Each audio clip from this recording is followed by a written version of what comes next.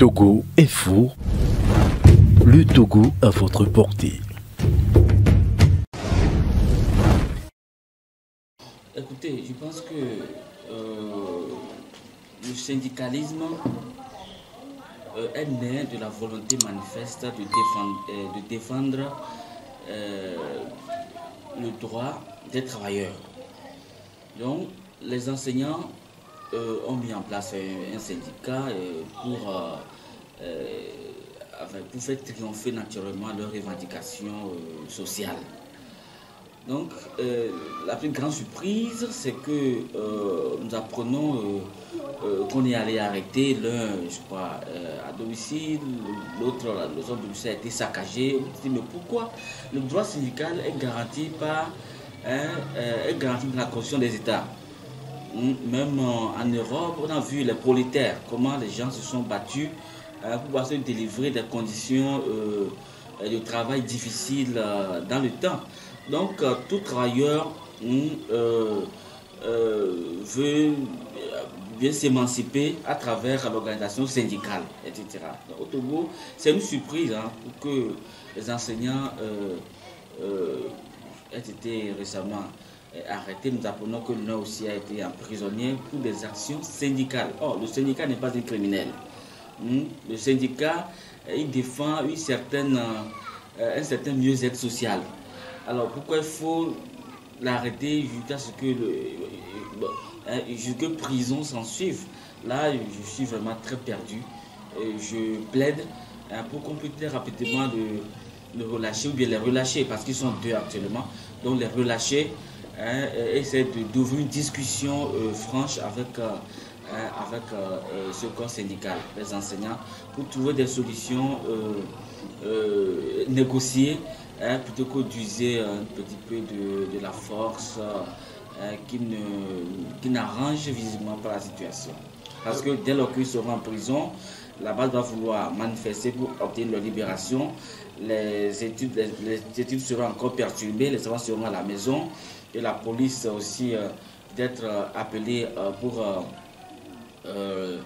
gérer la rue, risque elle aussi de mettre dans les plats en tirant peut-être sur un enfant, etc. Pour éviter, pour l'apaisement social, donc la meilleure façon, c'est de discuter. Les enseignants sont des gens civilisés, ils sont instruits, ils comprennent. Et discuter avec eux de leur situation pour que l'année ne soit pas perturbée pour nos enfants. Bien sûr, lorsqu'il y a action, il y a réaction sociale. Lorsque vous avez les enseignants, dans tous les cas, Nandou, elle fait partie d'une grande centrale syndicale, c'est la STT. C'est la STT. Donc, STT, c'est une grande centrale syndicale. Donc, aussi, Nandou s'implique et nous risquons d'aller vers la paralysie sociale, la paralysie du monde scolaire. Mais nous sommes tous parents, qu'ils soient soldats, qu'ils soient magistrats ou même ministres. Nos enfants vont à l'école, mais si les enseignants ne sont pas en mesure, parce que dans tous les cas, ils défendront leurs collègues arrêtés, ça c'est inévitable. Ils ne pourront pas continuer comme si de rien n'était. Donc nous risquons de façon vers une perturbation de l'année scolaire, alors qu'on vient à peine de commencer avec un calendrier coronavirus et tout. Je pense que la meilleure façon de dissiper, c'est d'ouvrir une négociation, une discussion. L'enseignant, il est instruit, il comprend vite. La meilleure façon pour l'État, c'est de discuter avec les centrales syndicales pour trouver des solutions, négocier et laisser poursuivre l'année scolaire en toute liberté. Vous savez, l'État obéit à des règles bien précises. Quand on parle même l'État, un simple citoyen peut même porter plainte contre le gouvernement, contre l'État.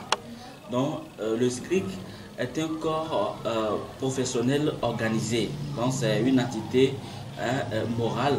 Donc, si Nandou estime bien porter plainte contre le SCRIC, ça va du soi, c'est normal, c'est un corps organisé de la société susceptible de répondre aussi de ces actes si jamais le SCRIC est fautif, etc. Donc porter plainte va dans l'ordre normal des choses, puisqu'on porte plainte contre l'État. Or, le SCRIC fait partie de l'État togolais, enfin des départements étatiques qui gouvernent la République. Donc si Nabou estime porter plainte contre le chef de renseignement d'investigation actuellement dénommé SCRIC. Je pense que c'est normal, tout qu'on peut porter plainte contre un ministère, on peut également porter plainte contre un service pour manquements divers. C'est normal dans un état de droit, c'est normal.